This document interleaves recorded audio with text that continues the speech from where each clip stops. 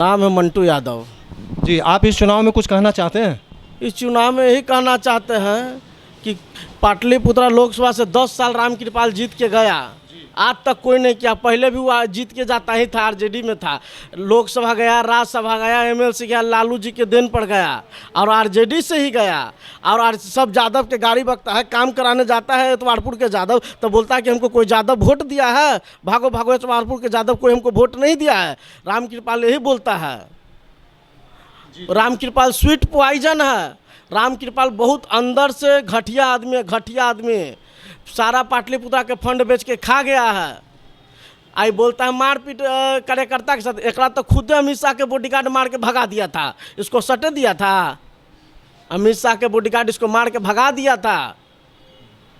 जी, आप कुछ कहना चाहेंगे? जी, ये है ऐसा कि जितने भी घूम रहे हैं, आ रहे हैं, जा रहे हैं, एक पार्टी में रहते हैं, ना कि कभी कमल छाप में, कभी ललटेन छाप में। अब बात रहा इनके काम का, तो 10 साल में यही गांव में एगो लड़का का पुलिस मर्डर कर दिया, चिंटू का। आज तक उसका कुछ नहीं हुआ। यही सांसद थे उस समय। अभी तक जो ये खाली अपना आते हैं, फोटोबाजी किए हैं, जनता से मिले, लेकिन मूलभूत जो सुविधा होना चाहिए, बादशाही पैन पूरा जाम, नली उल्ली सब, एक बार गांव में घुस के देख लेंगे तो इनको पता चल जाएगा। स्थिति यहाँ का थोड़ा सा पानी बरसेगा जो खराब हो जाएगा, पूरा भर जाएगा घुटना भर। अपना चुनाव में आए, कुछ अपना चमचा लोग लग गया, कुछ पैसा दे दिया, अपना जिंदाबाद मुर्दाबाद करके चल गया। जो काम जेन्युइन होना चाहिए, सांसद है उनसे काम लेना चाहिए, ना कि जिंदा मुर्दाबाद करके चल देना चाहिए। यही सब बात है कि 10 साल तो देख ही लिए, 2 टर्म हो ही गया। अब बार बार आदमी को ठग ले रहे हैं, और ऊपर से जाति सूचक मैंने आदमी को विरोध करते हैं। अभी हमने उनसे सवाल किया था ये रास्ता के बारे में कि यहाँ के लोगों को बहुत तकलीफ हो रही है रास्ता की कमी की वजह से, तो उन्होंने आश्वासन तो दिया है। अब बाकी अब जो है, अब कल का वो जो है करते हैं, 10 साल से वो आश्वासन दे रहा है। जैसे उनका आश्वासन मैंने हवा में उड़ गया, वही घोड़ा के पाद वाला हाल है। कारण न उनका एगो थाना बढ़िया से पैरवी नहीं सुनता है, न तो ब्लॉक में कभी कोई भी आदमी उनका पैरवी का फ़ोन का आदमी लेटर इतना लिखेंगे कि लेटर का वैल्यू नहीं, एडमिशन नहीं होता है। कोई बच्चा के चाहिए, एम्स में इलाज नहीं होता, एम्स में इलाज नहीं होता है। इनका कागज फेंक दिया डॉक्टर तलवार, एम्स में लिख के दिए थे, एक लड़का को फेंक दिया। अब बोला कि कह देना रामकृपाल को ना कि पटना के एम्स बेच के खा जाए।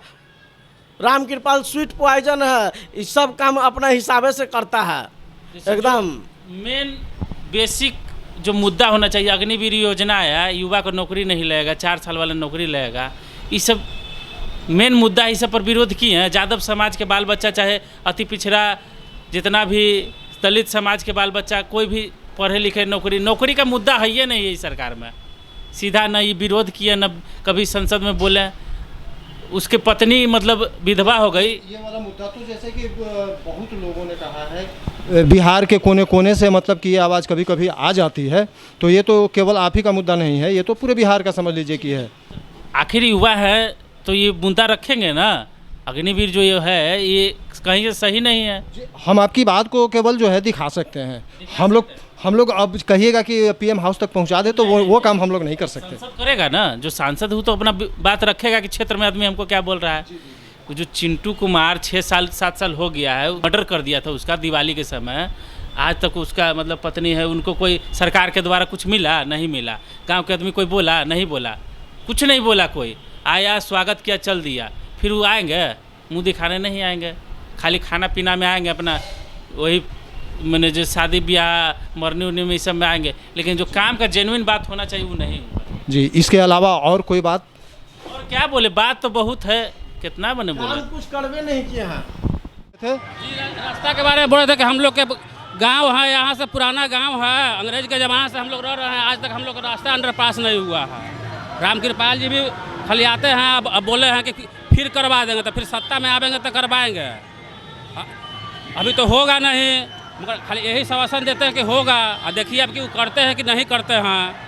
अच्छा, ये रेलवे लाइन के उस तरफ रोड के बारे में भी कुछ लोगों ने जिक्र किया था जी, तो उसके बारे में आप क्या बोल रहे हैं? बोल रहे हैं कि होगा तो वो सेंट्रल और बिहार सरकार के वो है, उधर से सेंट्रल सरकार का ज़मीन है, तो वो देगा तो ना होगा, ऐसे तो होगा नहीं है। ज़मीन किनका, बिहार सरकार का है कि सेंट्रल का? सेंट्रल सरकार का है ज़मीन। सेंट्रल का तो रेलवे भी है, तो फिर मांगने की ज़रूरत क्या है, उनको तो बना देना है। हाँ, तो वही ना बोले कि आप सेंट्रल में मिनिस्टर भी थे उस समय, तो उस समय भी नहीं किए हैं। फिर सांसद में सेंट्रल का सरकार था मोदी जी के, मोदी जी भी नहीं करे, तभी फिर बोले कि अब सरकार आएगा तब बोलते हैं कि हाँ देखेंगे 7 जगह वो अंडरपास के लिए दिए हुए हैं वहाँ पर, कि हम वहाँ पर दिए, अगर सरकार बनता है तो हम बात वहाँ पर करते हैं तो देंगे। अच्छा, हमको बताया लोगों ने कि रेलवे लाइन पार करने के चक्कर में बहुत लोग कट गए हैं ट्रेन से। जी। तो ये मामला क्या है? बहुत कट जाते हैं, हम लोग का रास्ता नहीं है, मजबूरी उस पर जाए पड़ता है। जाने में हादसा बार हो जाता है। हादसा देख कर देखिए कि बाउंड्रिंग करने के लिए सेंट्रल सरकार दे दिया कि बाउंड्रिंग कर दो। अब बाउंड्रिंग कर देगा तो हम लोग का पैदल चलना भी मुश्किल है। जब बाउंड्रिंग हो जाएगा तो हम पैदल भी नहीं चल सकते ऊपर टिया।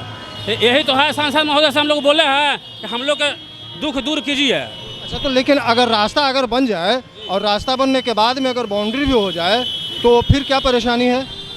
नहीं तो बाउंड्रिंग हो जाता तो रास्ता हम लोग के पश्चिम से नहीं हो जाएगा, उस साइड से हो जाएगा तो हम लोग को कोई परेशानी नहीं होगा। नहीं होगा। यानी कि बाउंड्री अगर हो भी जाए लेकिन रास्ता मिल जाना चाहिए। रास्ता मिल जाएगा, अपना बाउंड्रिंग कर ले। आप बाउंड्रिंग के पास से हम लोग रास्ता दे देगा, कम से कम 15-20 फीट का रास्ता दे देगा तो सिपारा मिल जाएगा। कुर्थौल में दे ही दिए हैं वो अंडरपास के लिए, रामकृपाल जी के यहाँ वहाँ पर बनेगा। लोगों से पता चला कि 30 फीट का ज़मीन है उधर। जी 30 फीट है। सही है। हाँ, तो ये सब आप लोग मांग कीजिए। मांग तो किए हैं ना। जी। अब सरकार बनेगा था ना, अभी तो आचार संहिता हो गया है तो इसमें तो काम होगा नहीं है। अब फिर बोले हैं कि आवेगा तो करेंगे। और देखिए फिर अब कि करते हैं कि नहीं करते हैं, चाहे हावे मार के फिर भाग जाएंगे। धन्यवाद सर। आपका नाम क्या हुआ? निरंजन कुमार। ठीक है निरंजन जी, बहुत बहुत धन्यवाद। जी, आप भी कुछ कहना चाह रहे हैं, आप कहिए। हम क्या कहेंगे, बस चाहेंगे अमन और शांति हो, बस और क्या चाहेंगे।